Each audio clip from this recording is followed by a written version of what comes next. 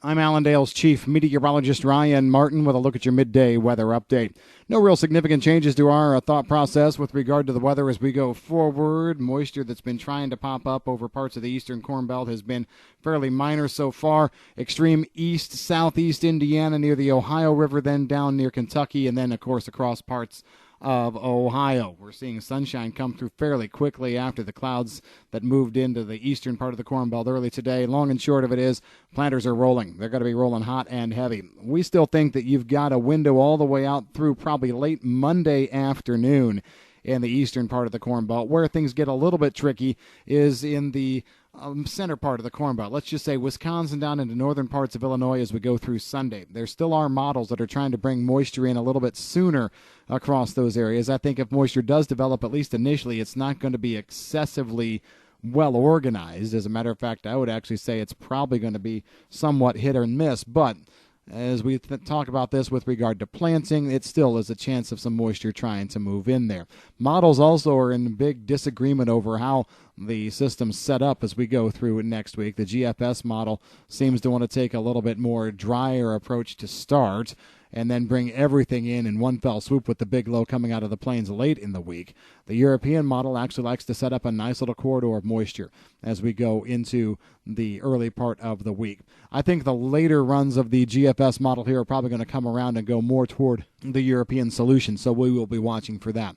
All told, I think when we lump next week together with the early week system and then what comes out big time late, I still like a 1/2 to 2 inch rainfall totals across the Corn Belt. Coverage right about 80 to 90%. Places that may get missed will be in that Minnesota, northern Wisconsin area. Even there, I think there's moisture coming. It just may not quite get to that 1/2 inch mark.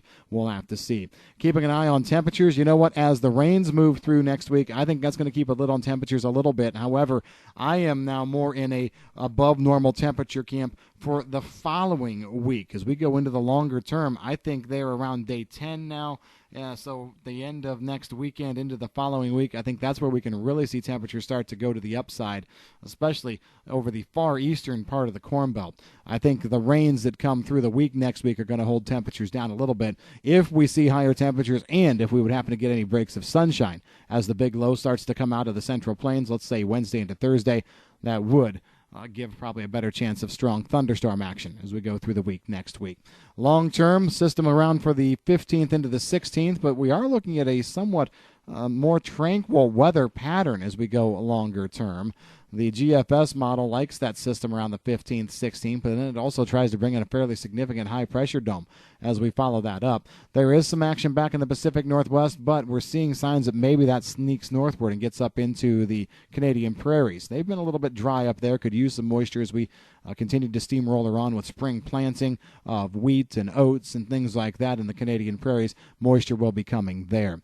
Temperatures, as we said, going above normal. Want to keep an eye on the area just off the southeast coast of the United States as we go toward the end of next week. Could be seeing a little tropical system. It may not even be classified as tropical, but there's a low that's going to circulate around.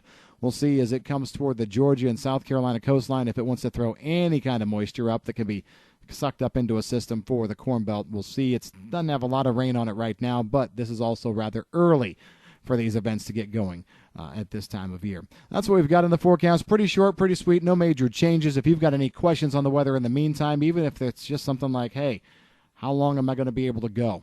Give us a call at Allendale. I'm Chief Meteorologist Ryan Martin.